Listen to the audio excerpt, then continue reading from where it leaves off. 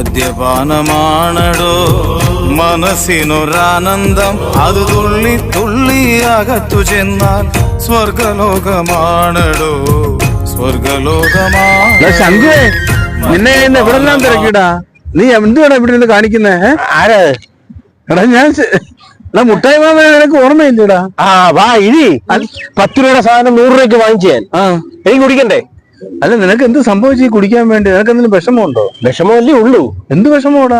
പലതരം വിഷമങ്ങളാ. പലതരം പറയടാ എന്നോട്. നീ എന്നോട് പറയടാ. അത് പറയണമെന്ന് ഫിറ്റായല്ലോ? അയ്യേ, ഇല്ല ഫിറ്റ് ആയിട്ടില്ല. പക്ഷെ ഇച്ചിരി അടിച്ചു ഞാൻ. എടാ നീ എന്തിനാ? എല്ലാ പൗരന്മാരും കഴിക്കുകയല്ലേ, സർക്കാരിന് വരുമാനമല്ലേ. ഈ മൈതാനത്തിന്റെ ഫ്രണ്ടിൽ കൊണ്ടുവന്നിരുന്ന് വെള്ളം അടിച്ചാലേ പോലീസുകാർ പിടിക്കത്തില്ലൂടാ. അവര് പിടിക്കുന്ന എന്തിനാ? എനിക്ക് എവിടെ നിന്ന് അടിക്കാൻ പറ്റും? വാങ്ങിച്ചാൽ മാത്രം മതി, എനിക്ക് അടിക്കണ്ടേ? എടാ അടിക്കാൻ നിനക്ക് ബാറി പോരുന്ന് അടിക്കണോടാ. അവിടെ ഭയങ്കര വിലയാ. ആ വിലക്ക് വില കൊടുത്ത് അടിക്കണം, അല്ലെങ്കിൽ ഈ അടിക്കാൻ പോയത് വല്ല നിന്റെ വീട്ടിൽ കൊണ്ടുവച്ച് അടിക്കണം. എനിക്ക് വേണ്ട, സാധനം നല്ല സാധനമാണ്. പക്ഷെ നമുക്കിത് കഴിക്കാൻ പറ്റാത്തൊരവസ്ഥ ഉണ്ടാവുന്ന കള്ളുകുടിയന്മാരുടെ പ്രശ്നം ഇതല്ലേ. കള്ളുകുടിയന്മാരുടെ എന്ത് പ്രശ്നം ഉണ്ടെങ്കിലും വീട്ടിൽ കൊണ്ടുവച്ച് അടിക്കണം. മുട്ടായ്മ കണ്ട വീട്ടിൽ അടിക്കത്തില്ല. ഇത് ഞാൻ എങ്ങനെ അടിക്കുന്നതെന്ന് കാണിച്ചു തരാം. ഞാൻ പണ്ടടിച്ചിട്ടുണ്ട്. അത് പറ.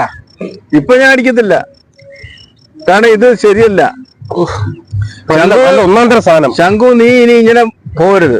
ശംഖു കൃത്യമായി ജീവിതമുള്ളവനാ. എനിക്ക് ജീവിതം പോയി, നഷ്ടപ്പെട്ടതാ. അല്ല, ഞാനിപ്പോ ഈ കിടത്തേണ്ടതിനെ കിടക്കുക. പക്ഷെ നിനക്ക് ജീവിതമുള്ളതാ. അതുകൊണ്ടല്ലേ ഞാൻ അടിക്കുന്നത്. മക്കളും ഭാര്യയുണ്ട്. നീ എന്തിനാടാ ഇത് അടിക്കുന്നത്? എന്ത് വേദന നിനക്ക്?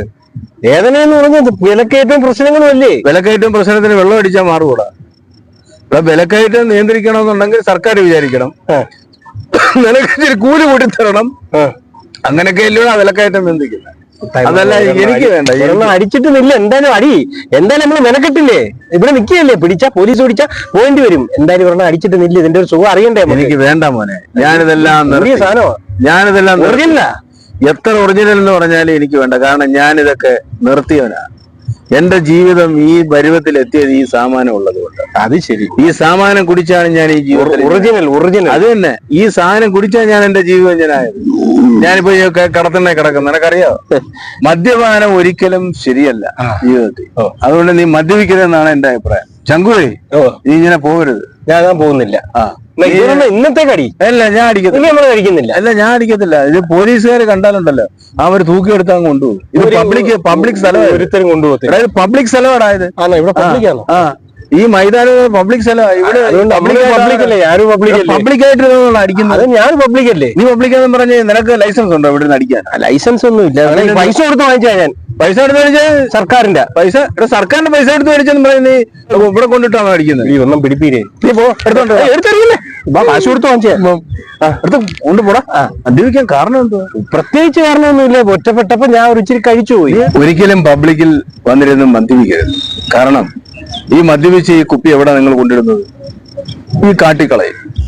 ആരെങ്കിലും ഈ കുപ്പികൾ പറക്കാൻ നിൽക്കുന്ന പാവങ്ങൾ ആരെങ്കിലും ഉണ്ടെ പറക്കിക്കൊണ്ടുപോകും. അവരെന്തെങ്കിലും ചെയ്യും.